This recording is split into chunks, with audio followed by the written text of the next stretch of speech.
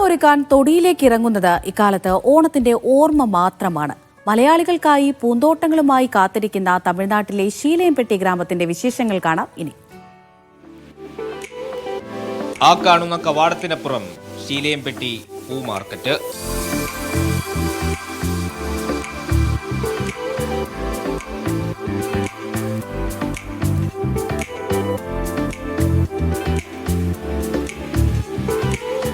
പുലർച്ചെ 5 മണിക്ക് ആരംഭിച്ച മാർക്കറ്റിൽ കച്ചവടം ചൂടുപിടിച്ചു തുടങ്ങിയിരിക്കുന്നു.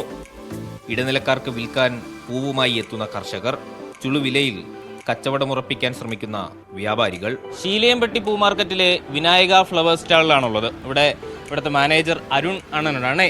எங்கே இருக்கு இந்த ஓணம் ஸ்பெஷல் கச்சவடம்? ஓகே, இது ஓணம் வந்து நல்லா செலிப்ரேஷன் நல்லா போய்கிட்டு இருக்கு. மேலே கேரளா மக்கள் வந்து நிறையா வந்து பூ எடுத்துகிட்டு போய்கிட்டு இருக்காங்க. அதே மாதிரி இங்கே லோக்கல்லையும் ஃபெஸ்டிவல் இருக்கிறதுனால இங்கேயும் நல்லா சிறப்பாக போய்கிட்டு இருக்கு. இது ரேட்டு எப்படி இருக்கு? பெந்தி வந்து கிலோ வந்து 100 ரூபா ரேட்டும், ഓറഞ്ച് ബെന്തി വന്നിട്ട് 120 150 വരെയും പോയിട്ട് ഇருக்கு.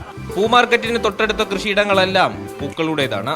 ജമന്തിയും ചെണ്ടുമല്ലിയും റോസാച്ചെടിയും ഒക്കെ ഏക്കറുകളോളം പൂവിട്ട് നിൽക്കുന്നു.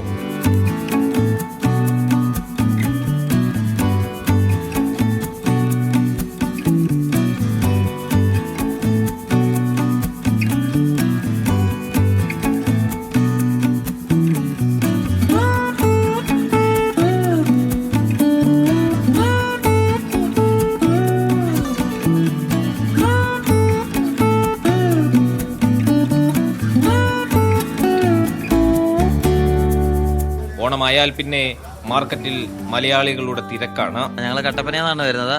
രാവിലെ ഒരു 5 മണി ആയപ്പോൾ പുറപ്പെട്ടു. ഇവിടെ വന്നപ്പോഴത്തേക്കും പൂവൊക്കെ വന്നുകൊണ്ടിരിക്കുന്നുള്ളായിരുന്നു. ഇപ്പോൾ ഓൾമോസ്റ്റ് എല്ലാം തന്നെ ആയിട്ടുണ്ട്. വില വ്യത്യാസം ചെറിയൊരു വ്യത്യാസമുള്ളൂ. നമ്മുടെ നാട്ടിലെ വെച്ച് ഒരു 30 രൂപയും 50 രൂപയ്ക്കും ഇടയ്ക്ക് ഒരു ചെറിയ വ്യത്യാസം കാണുന്നുള്ളൂ. ഇപ്പോൾ തമിഴ്നാട്ടിലെ മാർക്കറ്റുകളിൽ നിന്ന് പൂവെടുത്താൽ വിലയിൽ വലിയ വ്യത്യാസമുണ്ട്. മുല്ലയ്ക്കാണ് കൂട്ടത്തിൽ ഏറ്റവും വില. ലേലം വിളിച്ച് കുറഞ്ഞ വിലയിൽ മുല്ലപ്പൂ സ്വന്തമാക്കാനുള്ള അവസരവും മാർക്കറ്റുകളിലുണ്ട്. 920 ரூபா மகள் இருக்கா? 950 மகள் இருக்கா? கூடுதலியா கணக்கா 6.3. പ്രതിദിനം 1 ടൺ പൂവിൽപ്പന നടക്കുന്ന ഇടമാണ് ശീലയംപെട്ടി മാർക്കറ്റ്. ഓണക്കാലത്ത് അത് 5 ടണ്ണിലേക്ക് വരെ ഉയരും. പൂവിളിയുമായി തമിഴ്നാട്ടിലേക്ക് എത്തുന്ന മലയാളികൾക്ക് ഇവിടെ വൻ വരവേൽപ്പാണ്. അൻപാന കേരള മക്കൾക്ക് ഓണം ആശംസകൾ. Happy Onam from Tamil Nadu peoples. ശീലയംപെട്ടിയിൽ നിന്നും ധനേഷിനും ജിബിൻ തോമസിനുമൊപ്പം മുഹമ്മദ് ആഷിഖ്, മീഡിയ 1.